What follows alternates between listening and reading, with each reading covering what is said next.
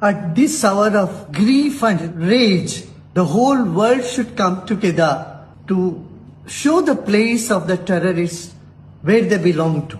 Every sane person will condemn this. But now it's not just enough to condemn, but there is a need for action. Everyone should come together and really corner these people who have been indoctrined in such a terrorist mindset. It should be nipped at the bud where such indoctrination is being given wherever it is in the world.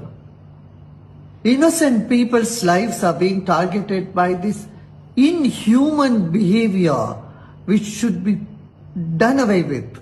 At this hour of grief, let's all pray for the strength of the victims' families.